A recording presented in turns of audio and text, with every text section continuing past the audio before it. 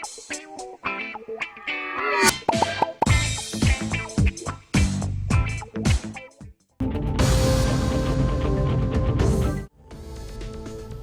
कश्मीर के डोडा जिले के थातारी सब डिवीज़न में बादल फटने के बाइस खौफनाक तबाही मच गई। इस कुदरती आफत के नतीजे में 4 अफराद जाँ बहक हो गए, जबकि 10 से ज़्यादा मकानात सैलाबी रेले में बह गए। हुकाम के मुताबिक वाक़े के बाद इलाके में शदीद खौफ व हरास फैल गया और लोगों ने अपने कीमती सामान छोड़कर महफूज मकामात की तरफ पनाह ली। इत्तलात के मुताबिक पीर की रात से जारी मूसलाधार बारिश के बाद मंगल की सुबह बादल फटने से पहाड़ों से अचानक ज़बरदस्त पानी का रिला आया, जिसने रास्ते में आने वाले दरख्तों, मकानात और दीगर ढांचों को तहस नहस कर दिया। कई घरों की दीवारें ज़मीन बोझ हो गई, जबकि कुछ मुकम्मल तौर पर पानी में बह गए। मुकामी रिहायशियों के मुताबिक ये उनकी ज़िंदगी का सबसे खौफनाक मंजर था।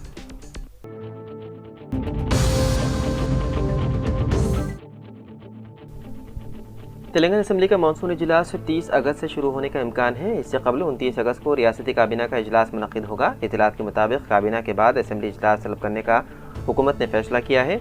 इजलास के पहले दिन हाल ही में इंतकाल कर जाने वाले जुबली हिल्स के रुकन असम्बली गोपीनाथ को खिराज अक़ीदत पेश किया जाएगा। इस इजलास में डिप्टी स्पीकर के इंतखाब के अलावा कालेश्वरम प्रोजेक्ट पर कमीशन की रिपोर्ट पर भी तफसीली बहस मुतवक्किल है।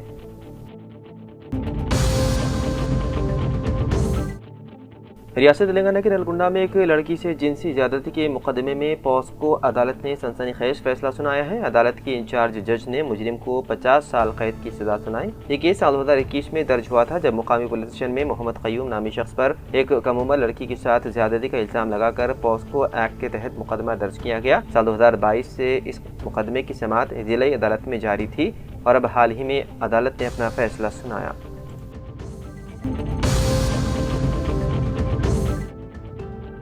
हैदराबाद के मसरूफ़ तरीन इलाके मेहदीपट्टनम बस स्टैंड पर मंगल के रोज़ एक बड़ा हादसा पेश आया। आरटीसी डिपो की एक बस में अचानक आग भड़क उठी, जिससे इलाके में सनसनी फैल गई। यानी शाहिदीन के मुताबिक बस स्टार्ट ना होने पर ड्राइवर मरम्मत कर रहा था कि अचानक शॉर्ट सर्किट के बाइस तेज शोले भड़क उठे और लम्हों में धुआं और आग की लपेट ऊपर उठने लगे, जिससे अतराफ में खड़ा मजमुआ खौफजदा हो गया। ड्राइवर ने निहायत होशियारी और हाजिर दिमागी का मुजाहरा करते हुए फौरन फायर ब्रिगेड को इत्तला दी और करीब मौजूद लोगों को दूर हटा दिया। फायर इंजन फौरी मौके पर पहुंच गया और सख्त जदोजहद के बाद आग पर काबू पा लिया। खुशकिस्मती से उस वक्त बस में कोई मुसाफिर मौजूद नहीं था, वरना जानी नुकसान भी हो सकता था। मुकामी अफराद ने कहा कि बसों की बाकायदा देखभाल न होने की वजह से इस तरह के वाक़यात पेश आ रहे हैं। शहरियों ने मुतालबा किया है कि आरटीसी हुकाम गाड़ियों के मेंटेनेंस पर खास तवज्जो दें ताकि मुसाफिरों की जानें खतरे में ना पड़ सकें।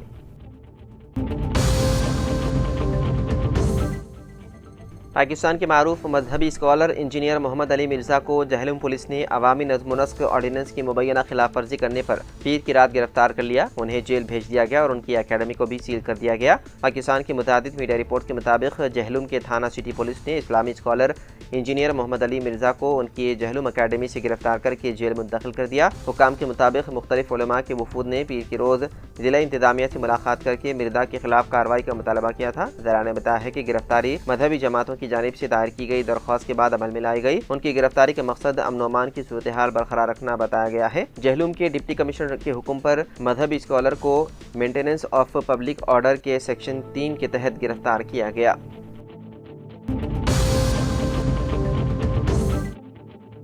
रियासत तेलंगाना के मेदक जिले के सामाईपेट मंडल हेडक्वार्टर में आवारा कुत्तों ने 20 से ज्यादा अफराद पर हमला किया। कुत्तों के हमले में जख्मी होने वाले अफराद को तूपरान और मेदक के सरकारी अस्पताल से इलाज के लिए रुजू किया गया। जख्मियों में छोटे बच्चे भी शामिल हैं। शदीद जख्मी एक शख्स को गांधी अस्पताल मुंतकिल किया गया। आवारा कुत्तों के हमले के बाद मुकामी अफराद में खौफ की लहर पाई जाती है और उन्होंने मुताल्लिका हुकाम से आवारा कुत्तों को पकड़ने का मुतालबा किया।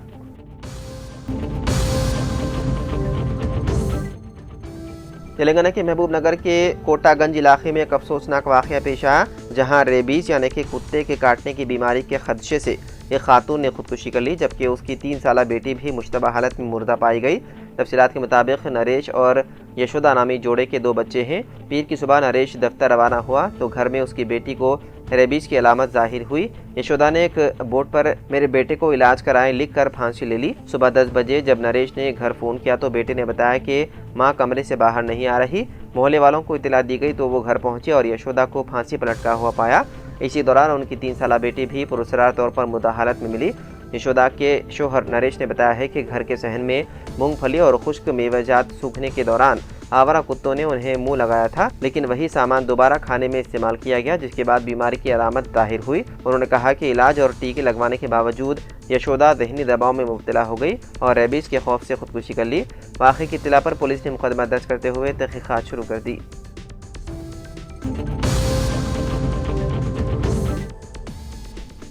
रियासत तेलंगाना में मंगल और चारशंबे के दिन कई अदला में मूसलाधार बारिश होने का इम्कान है। महकमे मौसमियात ने पेश क़ियासी की।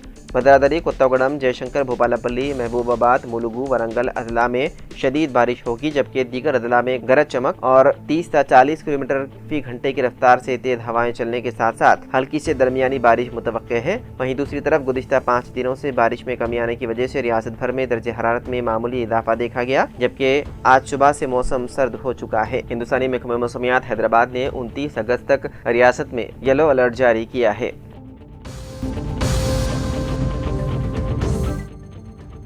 तेलंगाना हाई कोर्ट ने बरखी खम्भों पर लाइसेंस के हुसूल के बगैर इंटरनेट और केबल वायर्स को निकालने की अहदेदारों को हिदायत दी।